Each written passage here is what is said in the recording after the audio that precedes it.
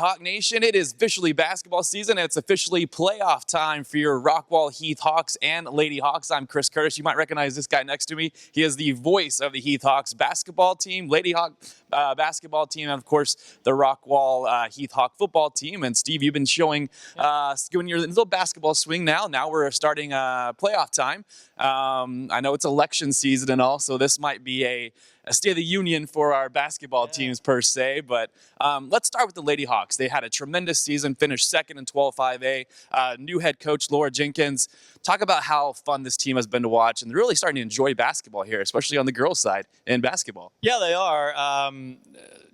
Early on in the season, they started off a little bit slow, and getting used to a new coach, had a couple of players out, got a couple of those players back, started figuring out Coach Jenkins' system, started working well together, melding a little bit, and then once they hit district play, you really started seeing them kick it into an extra gear. And going down the stretch of district, they were the hottest team in the district. They beat West Mesquite, only district loss that West Mesquite had, beat them by double digits, wasn't even really close that game.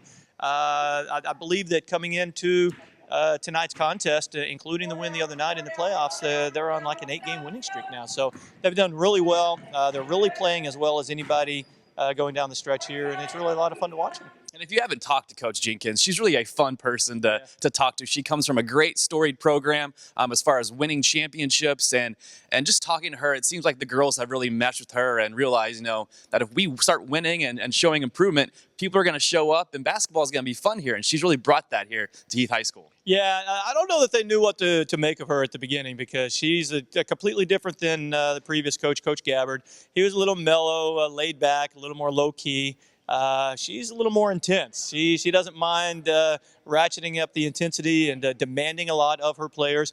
That's what I meant by there was a little bit of an adjustment at the beginning of the season. They had to figure this lady out, figure out what it was that she wanted, and adjust to a completely different, more high-intensity coaching style. But once they got that, and they figured out, hey, this lady knows what she's doing. She's won a state championship, one of the few that can say that.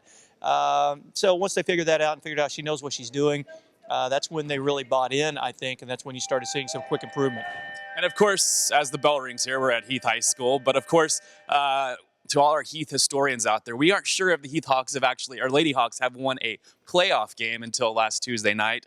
We're going to put our heads on here. Well, hopefully maybe someone will contact us, let us know if they have won a game. But as far as we know, we've researched, we have not found it until Tuesday night. So congratulations to Coach Jenkins and the Lady Hawks if that is their first ever playoff victory. Hopefully it's the start of more things to come. Yeah. It's a young team right now, and they're going to be facing some adversity come tonight, actually, Thursday night. They are going on the road. They will take on Frisco Liberty, and kind of talk about that team. That's a team that won their district. They've beaten Cedar Hill, who was ranked in the top 5. It's not going to be an easy task tonight for the Lady Hawks. Yeah, they're number 2 in the area among 5A teams, and not only Cedar Hill, but they've beaten a couple of other top 10 ranked area 6A teams also. Richardson High School, there was somebody else, I can't remember who. They've played a who's who on their schedule this year, including some nationally ranked out-of-state teams that were on their schedule. They're a good team. They're ranked number 2 in the area for a reason. They're very good. That said, like I said, the Hawks are playing as well as anybody down the stretch here. They knocked off another top 10 ranked team just a couple of weeks ago by double digits in West Mesquite. If they bring that kind of game tonight, if they bring that kind of intensity and they're on their game, they can play with anybody, and they'll be able to play with Liberty too. Of course, we'll hear you on the call tonight. 6:45, the pregame show starts. It's 7 o'clock. Let's go pack the gym. Steve, tell us where it is. It's at Naaman Forest High School. Starts at 7 o'clock. Get there early. The dark side, we need you there to bring your support for the Lady Hawks. And if you can't, listen to me and Chad Higby call the game. I know I tweeted him last night, loud noises, the anchor man says, bring the loud noises out to the gym tonight. Now let's switch gears a little bit. Let's talk about the Rockwall Heath Hawks, the boys team. They finished second in their district as well. They fortunately lost 2 games to West Mesquite, which eventually decided the whole district. So kind of talk about that season in general. And they're obviously a team that's going to be a force to be reckoned with. And they're also a team that's hungry from getting upset last year when they were expected to go a long way. Another year of high expectations. Talk about this team so far and where we're at. Well, let's talk about West Mesquite right quick, those 2 games. I'm not going to dwell on the fact that the final game, there were many that thought that the Hawks... For controversy. Yeah, should have won that game. Doesn't matter. The Hawks are playing very well right now, finished second in the district. They take on Hillcrest High School Tuesday night at the Jesse Owens Complex over in Dallas.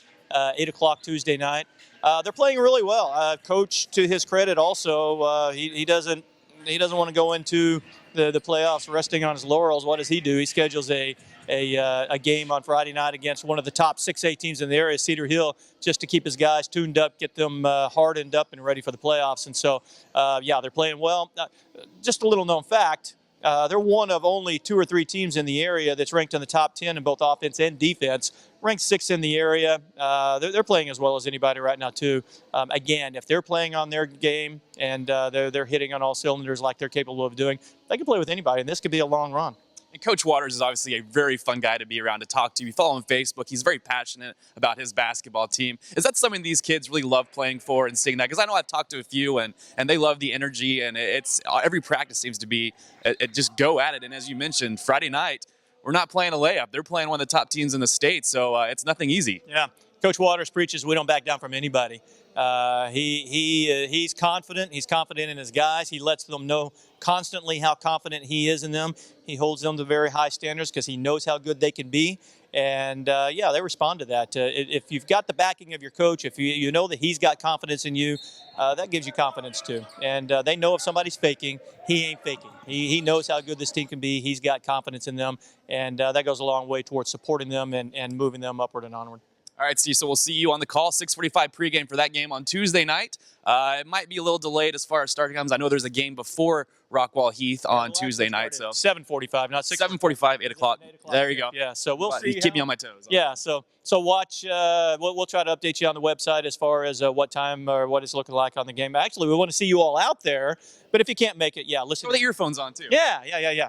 Yeah, I don't know how many people have told me, hey, we listened to you while I'm in the stands, so they appreciate that, listening into the call while you're in the stands, too. That's fun. Hopefully we can make you travel a lot this spring and get you all the way to San Antonio. How's that sound? You'll reimburse me for all expenses, right? We'll talk about that later.